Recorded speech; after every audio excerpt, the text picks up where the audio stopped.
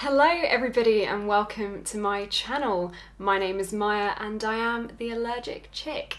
This channel is all about living with food allergies and how to cope with different scenarios along the way, and I'll be talking about different things that I've learnt and the knowledge that I've picked up, as well as telling you guys about my own personal food allergy journey. So if you are interested in my channel and the content I'm going to be putting out there, make sure to hit subscribe and the bell icon. I'll be posting videos every Wednesday evening. Also, make sure to give me a follow on my social media platforms at Allergic Chick. So to kick off this video, I'm going to start with the question, what is a food allergy? So a food allergy is when your immune system reacts to a food in an unusual way. I think this is a really important topic at the moment because food allergy seems to be becoming much more prevalent within our society, and lots of younger children as well as adults are getting diagnosed. So now we're going to talk about the different types of reaction that people can have. Allergic reactions are massively unpredictable. It can range from a mild reaction all the way up to anaphylaxis. So you can go from feeling okay to having a very severe reaction to something within minutes. So on my channel I'm going to focus more on anaphylaxis because those are the kind of reactions that I have. I am anaphylactic to certain foods. So what is anaphylaxis? Anaphylaxis is the most severe kind of allergic reaction that you can have. Anaphylaxis tends to develop really suddenly and then get worse very, very quickly. So if a person is carrying an EpiPen or an Emerade or a Jext or any kind of adrenaline, it's because they are at risk of anaphylaxis. So symptoms of anaphylaxis can include feeling faint or feeling lightheaded, breathing difficulties, wheezing, quickened heartbeat, clammy skin, confusion, and collapsing and losing consciousness. This can all be accompanied by vomiting, swelling, and pains in the stomach as well. So as you can tell, anaphylaxis is incredibly serious and is a life-threatening condition that's brought on by allergies.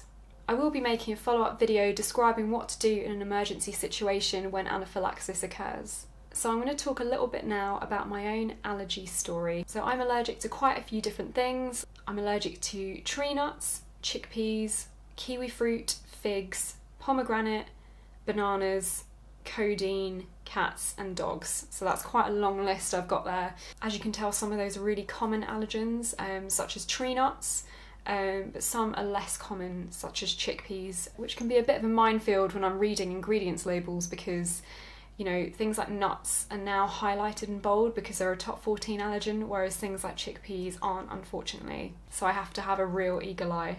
So I react differently to some of these different foods that I'm allergic to.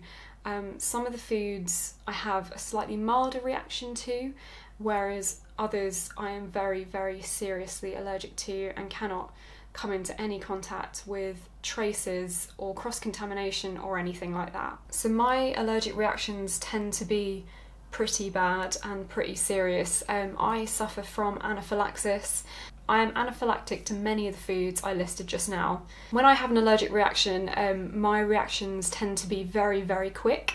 So within, a minute of coming into contact with that allergen, I will begin to experience symptoms of an allergic reaction. So the first thing that usually happens for me is that my lips begin to swell.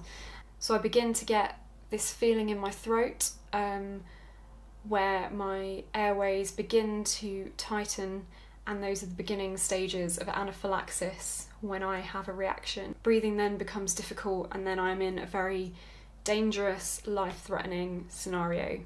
So I'm going to take you back to my very first allergic reaction, which was when I was just 3 years old. So my first allergic reaction was to chickpeas. So I am Indian and chickpeas are very prevalent within our cuisine, chickpeas and chickpea flour as well, also known as gram flour. So what happened in my first reaction was my lips began to swell up and I started to get the tingling feeling in my throat that I described previously, and I told my mum, oh, this food tastes spicy, because that was the only way that I could describe what was happening to me. Obviously as a 3-year-old it's very difficult, as an adult it's very difficult to explain as well, but especially when you're so young. My mum noticed that my lips were swelling and rushed me to the GPs. This is one of my first memories. I remember getting out of the car and seeing my reflection in the window of the car and saying, "Mummy, I look like a witch," because my lips had swollen up so much. And honestly, I think I was really, really worried and obviously really scared at that point. My mum took me to the GP and they basically said, "We don't have the equipment here to treat her. You need to get her to hospital now. There's no time even to call an ambulance." So my mum, obviously being terrified, put her foot down and rushed me to hospital. And then on the way there, when we were almost there, I said to my mum that I couldn't breathe. I can't personally remember this. I think that I was so young, and I've obviously probably blocked it out of my memory because it was so terrifying. But my mum has a very vivid memory of it. I can't imagine how scared she was. So she rushed me to hospital. She managed to get me there in time, and they treated me and gave me adrenaline and steroids, and then I was fine. But unfortunately, over the years, I have developed more allergies, like I said. Tree nuts. It just started with pecans, hazelnut, walnut and Brazil nuts, but now it is all tree nuts, unfortunately. And then the different fruits I've sort of developed over the years as well. So living with food allergies is really difficult. There are loads of obstacles along the way, but it absolutely is possible. So I wanted to create this channel to share my knowledge with you guys and the different things I've learnt along the way, and hopefully be able to give you guys helpful and useful information. I'm also really keen to raise awareness. I think it's a really misunderstood condition. People don't fully understand the implications and the seriousness of it. Also, something that's really important to me is making this channel a community and making people feel less isolated, because food allergies can be quite an isolating thing to go through. So I want to create a space where people can chat and leave comments and give feedback and share stories. Well, that's it. I really hope you enjoyed this video. If you did, make sure to hit like and subscribe. I will be posting a brand new video every Wednesday starting this Wednesday. Thank you so much for watching, and stay safe.